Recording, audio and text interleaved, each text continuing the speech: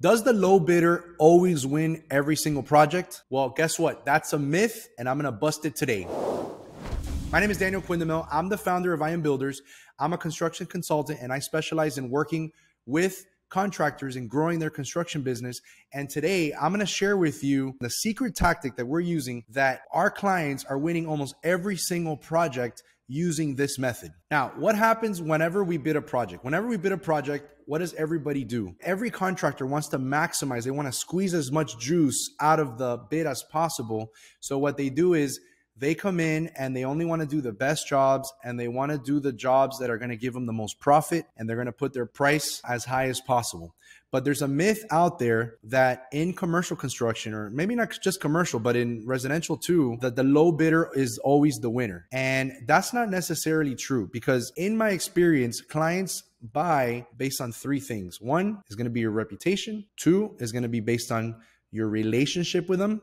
And three is going to be by your price. So now, if it's a new client and they don't know who you are, they don't know you, they've never worked with you, maybe you're a referral, maybe you met at a networking event, at a mixer, maybe you found them through one of the lead generation platforms or whatever, they're not going to know who you are. So the only thing that they're going to have to go by is going to be by your price. So in the beginning, does your price need to be attractive? The answer is absolutely yes. You have to get your foot in the door with a client, because your goal in the long run, and I really want you to understand this, your goal in the long run is you want to build up your perceived value within an organization, and not just the company. You also want to invest in the people, because when they leave, because the truth is that most contractors now, most of the project managers, most of the architects, they're my generation of people, which are the millennials, which I think it's up to like 40, 45 years old. Those guys, the average stay in jobs for 3 years. I don't know if you knew that.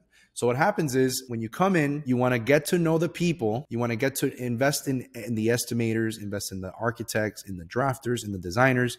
If you come into an organization and you're just meeting like a low-level drafter, for example, in the architecture firm, guess what? That drafter in 5 years is going to be the guy running the jobs. So you got to invest in all these people, right? But how do you get in a position so that you can start doing all this investing in the people? You have to get your foot in the door with the projects that not everybody wants to do. And you also have to get your foot in the door by your price. Because what we want to do is we're going to come in on price, and we're going to start building our relationships, right, within the organization with each person. We're going to get to know the owner, the vice presidents, the principals of the firms. We're going to get to know them. And then what's going to happen is you're going to start building a reputation of quality work. You're going to do a good job on your jobs. You're going to knock it out of the park. You're going to do it at a fair price. You're not going to change order them to death.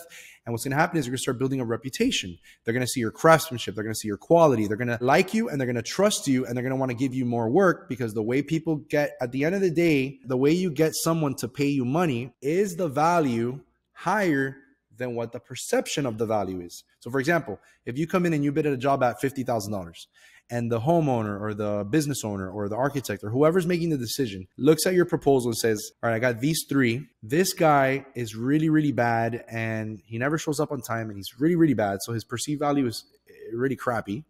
But this guy, maybe he's the middle or the high bidder, but man, they do such a good job. Guess who's going to get the job? Or guess who's going to get the last look? Guess who is going to get the most chances of winning this job? This guy. Hey, so what do you think about this so far? Go ahead and comment below and let me know what your thoughts are. I remember one time we had just bid a project for a company called City Construction, and the project manager who was in charge of that project, his name was Bob. I had worked on a bunch of projects with him, so I knew him very, very well. And one of the things that I always made a point of on my jobs was, even though I was a subcontractor, I used to put my superintendent hat on, or my project manager, my GC project manager hat on, and I used to make a big effort to help them sequence the jobs. One, it built really, really good rapport within the company. And two, it helped me get our stuff done a lot faster, because if I can help sequence the job where the electrician finishes faster, so I can start covering up, with drywall, then it helps us. So in the long run, it's like a win-win. So because of that, I had a really good relationship and reputation with Bob, with the project manager for City Construction. And I remember one time we had submitted, my estimating department had submitted a proposal. He called me back and he says, hey, Daniel, you are the highest bidder, but we want you to do the job. I said, okay.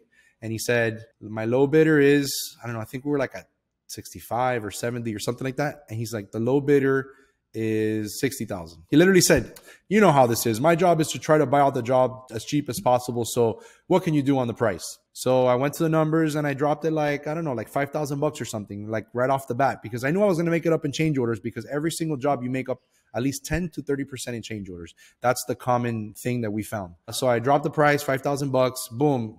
Within like 10 minutes, I had a contract in my email ready to sign. And that's the power, because when we first started with this company, City Construction, we were doing these like crappy jobs that nobody wanted. I think our first job was like a demo job, and we're a drywall company. So we came in, we started doing the demo. And then they're like, oh, we have this little build out for you. Boom. And then this other build out, boom. And what happened is we were very competitive on our price. So the moral here is we started, and I call this the break-even method. We came in the beginning, our long-term goal was to build relationship and reputation so we can have high perceived value. But we came in initially with our low price. So our price was super, super, super duper low, because we wanted to escalate our price through building up our perceived value so we can get in these positions where they're calling us, asking us to do them the favor of doing the project. So imagine that. This guy, Bob, was literally calling me like, hey, can you do me a favor? Lower your price a little bit because I want you to do the job. I don't want somebody else to do it. I don't want a headache of another guy that doesn't show up or that I don't know. I'd rather you do it. Imagine that the guy's literally asking me to do the job. And that's the power in this stuff. Hey, are you getting value here? We release videos just like this, helping contractors grow their construction business. So go ahead and like and subscribe below. This is the tactics. So I taught you the strategy, this is the tactics. So now you come in, and what you do is you come in at break-even cost. So everybody wants to squeeze as much as they can. Oh, I want to put 30% in my price, or 25%. I want to put a supervisor and a project manager. And your price gets inflated, right? But what if instead of making money, you come in and break even and you play the long game? And what you do is you prepare your estimate, and there's some costs that you cannot change, like the hard cost. Your labor cost and your material costs you can't change that. That is the cost for everybody. Like, think about it. If you're going to go buy drywall or paint or whatever, the cost for you is probably going to be very, very close to the cost that I get it at, maybe a few cents difference, but at the end of the day, you're not going to have such a massively significant cost difference that's where your price is going to get, shaved off from. So what happens is where you can shave your price on is your profit, your overhead, and your supervision. Those are the three places that you could start shaving numbers off of. So if you are building yourself, what you do is you come in at a 0% profit. When you're coming in with a new company, you want to take a very low salary, or at least budget for that project for yourself, so you could be very competitive. Obviously, you have to eat. We're not saying to not make any money off the job in the sense of where you can't feed yourself.